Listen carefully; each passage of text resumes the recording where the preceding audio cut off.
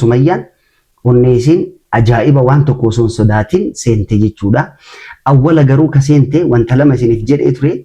Tokkoffaan maalinni Adaama keessa dhufte waan tokko osoo hin sodaatin waan tokko osoo natti dhufa osoo hin jedhin jechuudha. Seentee Sa'idillee argite. Sa'id garuu Assalamu alaikum warahmatullahi wabarakatuh. Kabajamtootaa fi jaalatamtoota maamtii akkam jirtu nagaa jirtu daawwattoota teennaa bakkuma jirtanitti nagaa keessan fayyaan keessan habaayatu waan ajaa'iba iccitii guddaa isiniif fidee jira. Sumayyaan mana Sa'id seentee musaafira taatee seentee maaliif seentee waan lama qabdee deemtee maalinni kan jedhu subscribe like godhaa haga xumuraan hojii tura. Sumayyaan maal godhaa Sa'id bira deemtee ቪዲዮ ላለ ደብና በላሽ እንደ ቁርስ አራል በላ እና ማለት ነው ዛሬ ረመዳን 26 ነው ማለት ነው። ለማንኛውም እንግዲህ ያው 10 ላይ ነው ማለት ነው። ፍጡር እየደረሰ ነው እና የት ልንሄድ ነው እንግዲህ ጠፍቻለሁኝ። ዛሬ ሰይድ ጋር እንግዲህ ረመዳን ስለሆነ ልጆቹን ለምን አላሳየውም በረመዳን ምድር በነገራችን ላይ አልነገርኳቸውም አዳማ ነው ያሉት ማለት ነው። በረመዳን ምድር ለምን ልጆቹን አላሳየውም ብዬ አስቤ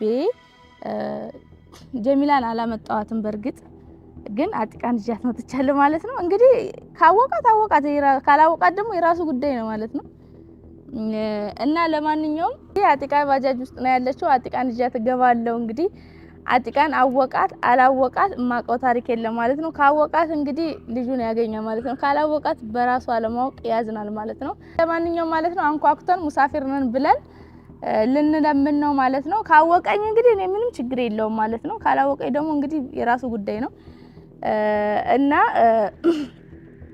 ሙሳፊር መስለም ፍጥርም ስለደረሰ ስጡን እንትን ምንድነው የሚባለው እንግዲህ ሳይድ ድሮ ማለት ነው መስጠት ይወድ ነበር። እንግዲህ ሀዊና ማን ነበር ያችኛዋ ስሟ ኢማን የምትባለው ልጅ ማለት ነው። እሷ ካልቀየሩት በስተቀር ነው ሳይድ በጣም ፈጭ ነው። ሁለቱ ግን ገብጋባ ይመስሉኛል ማለት ነው። እንግዲህ akkuma dhageettanitti kunoo akka musaafira taanee mana Sa'idin seennaa jettee waan isin yaaddee hunda gootee jirti. Waan maal yaaddee dhufte awwala ijoollee agarsiisa. Anillee yoo na beeke yoo hin beekin garuu carraa isaa ittiin fayyadamne jettee mana seente immoo maal goote garuu waan isin yaaddee wanta lama jira. Balbala isaa irratti dhaabbattee wanta uumamee hin jira. Wanti uumamee sun maalinni mee ቪዲዮ ላላ ዲ በር ላይ ደርሰናል። ስልኬን ይዣለሁ ማለት ነው። እየቀረጽን ነው እና እስኪ አሁን እናንኳኳለን። አንኳኩና አንቺ ነሽ የምታወሪሽኝ አላወራሽ እኔ ስልኬን ብቻ ነው የምዘው ማለት ነው። አንኳኩ በደምብ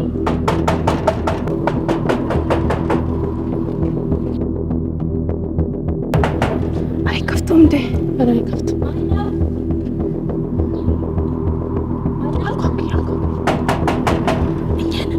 እኛንን አቤት ሙሳፍሮች ነን። እስቲ በላ ነገር ካላችሁ ላፍጥር ልትፈልጋችሁ ነው? አዎ ኢማን እስኪ አደረ ምግብ አለ እንዴ? እስኪ እዚህ ጋር ምስኪኖች አለ አደረ ምግብ አለ እንዴ? እሺ በቃ አምጪላችሁ እያመጣችላችሁ የምጠብቁሽ እዚህ ጋር እንዴ አንቺ ዘጋችብን።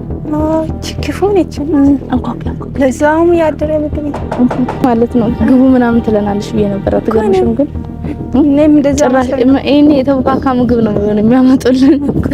አሁን እኔ ዩቲዩብ ላይ ሲያዩ ምን አለ ንጹህ ምግብ በሰጠናቸው ይላል እኮ የሚቀረጽ ስላልመሰለኝ ገሩ ቱፊነ መቀብቲ ማሊፍ ዋን ሲንደ ያዴ ሴንተ ሂንጅረ ጀቹዳ ቱፊ nama tuffatti akkanatti nama tuffachuun garuu gaarii miti. Nama hedduu akkana godha. Mana seensisee kan nyaachisu mana seenaa koottaa seenaa maal rakkoo jira jedhanii manatti affeeranii kan nyaachisan namni hedduu keessaa xiqqishu jira malee namni hedduun akkana godha. Alatti kennanii nyaachisuu malee manatti seensanii nyaachisan. Sanumaayyuu balbala irratti dhaabbattee fuula agarsiistee san wallaahi waan hin taane agarsiistee fuula hin taane jechuudha. Akkanatti namni kabajaan keessummeessuu irraa akkanatti fuula gurtee agarsiisuun maal jedhama? Tuffinna nama qabdi. Kan nama tuffatu ka tuffatame. Akkasanii Sumayyaan kanaayyuu sirriitti hin laalle. Balbala cufiinsa isii ilaalte malee waan biraa hin laalle. Garuu Imaan maal goote ቪዲዮ ላላ ሁለት ናችሁ? አዎ ሁለት ነን። ግን አሁን አሳምቡሳው ምናምን የደረሰ የለም። ወደ ውስጥ ግባ ያለው ምግብ ምናምን ነገር አለ። ውስጥ ግቡና ይዛችሁ ትሄዳላችሁ። እዚህ ጋር ወጥ በቃ እሺ ግባ። እዚህ ጋር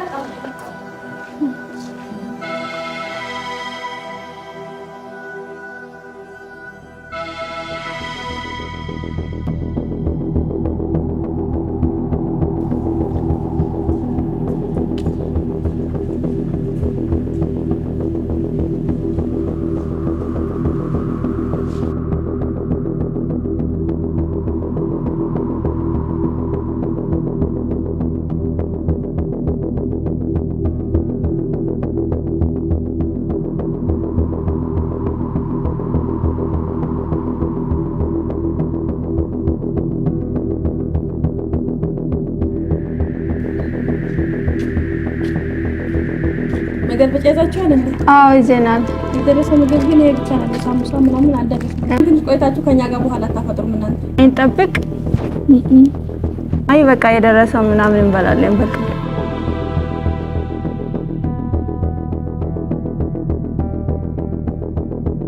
ኤዲሌን ከላያዋን ጀሮ ፍጥሪ ዱረት ኢምባሰን ይሬ አረኮል ነው ዴቢያቲ ሸትሌ ቤት ነው ተከረከረ እንደ ሌላም ነገር ካላችሁ 3 ልጆች አሏት ተቸግራለችና ሌላም ነገር የሚበላ ብርም ቢሆን ችግር የለውም።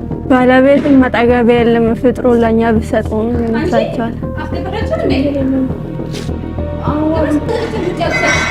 እዛው ሸራቸው ነበር እንዴ? አረ ከኛ ጋር ፍጥሩ ያልኳቸው እኮ ለምን? አረ እንደዚህ እንደፍጥሩ ባላላችሁ ልጅ አላችሁ እዚያ ፍጥሩ ነው። አይ ችግር የለውም ይሄዱ እና አንቺ ብዙ ማጥፋት ሲጀመር ለሱ ራሱ እሺ ያሉ አይደለም እንዴ ብለዋል። እዛው እንጂ ሲጣቸው አልኩሽ ሄዳሉ ሀዊ ወሰዱ አይደለ? ረኮን ቀም ነው እንዴ እናወጣ እይ ገለበጠነ ቆይ ዋን ብረለስ ቢላላ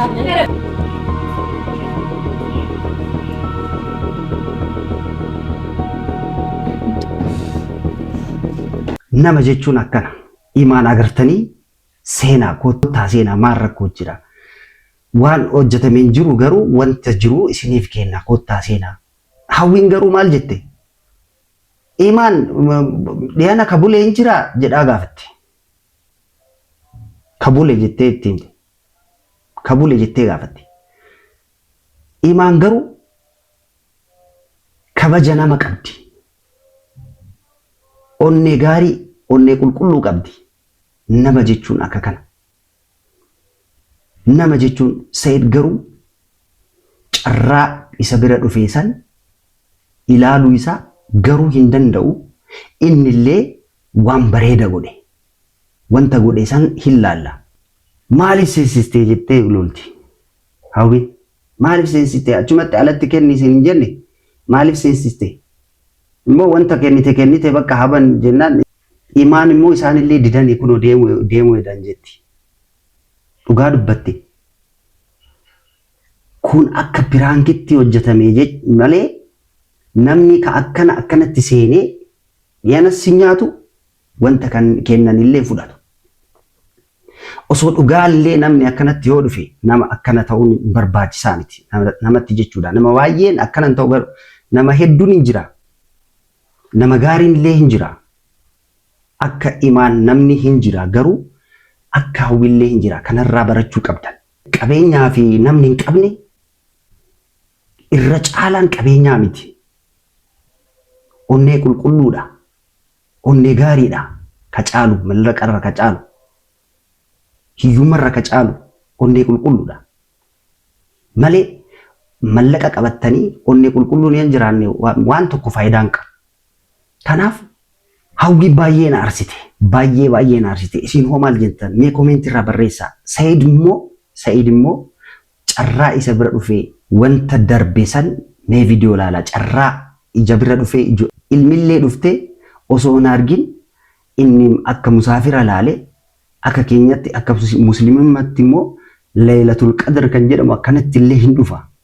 Beeka namni hiyyeessa guyyaa Ramadaana keessatti akkanatti namni yoo isin hin gaafate yoo jiraate mallaqa illee yoo hin qabne fudhadhaa deemaa yoo qabaatan nyaachisaa.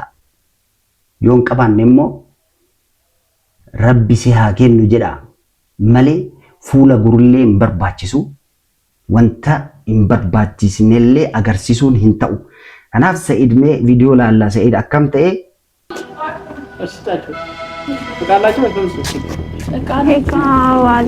ሶስት ልጆች ነው አሉን። ሰደቃ ካላችሁ በእኛ ለእኛ የሚሰጡናል። ባታችሁ የለም።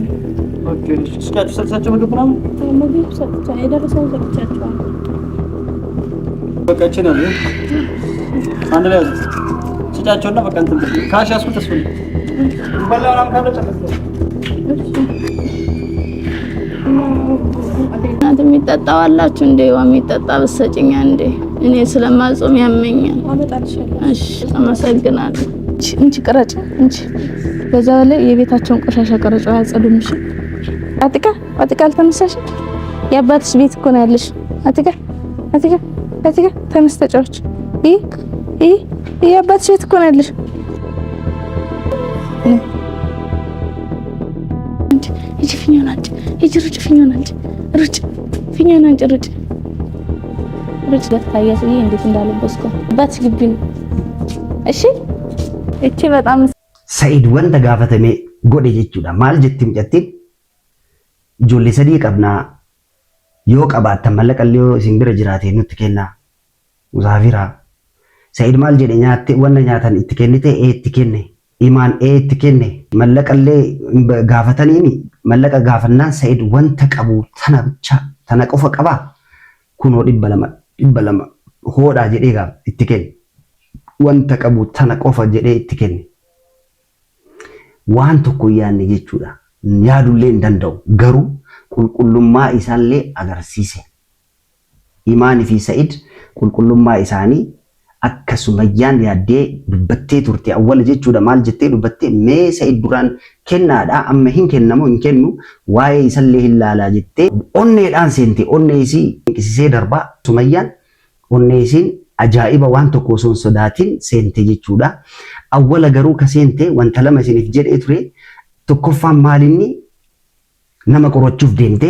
Lammaffaan immoo yaaddee jaarsa isii laaluuf deemte. Yaada guddaa qabdi ka. Akkanatti ijaan osoo hin argin baay'ee turte Adaama keessa dhufte waan tokko osoo hin sodaatin waan tokko osoo natti dhufa osoo hin jedhin jechuudha. Seentee Sa'id illee argite. Sa'id garuu ilmallee ilaalee in shakkaa silaa waan tokko olii gadi illee akkana hin zorre maaliif musaafira jettee itti himte malee waan tokko hin shakkine. Akka kana inumama. Jiruu keessan irratti namni akkanatti isiniin qorachuu ni danda'a. Kanaaf of eeggachuu qabna. Wanta guddaa nu barsiiste Sumayyaan wanta guddaa barumsa guddaa fudhadheen isirraa isin hoo maal jettan kabajamtootaa fi jaalatamtoota maamtu yaada keessan koomentii irraa naa barreessaa. Bakkuma jirtanitti nagaan haftaa.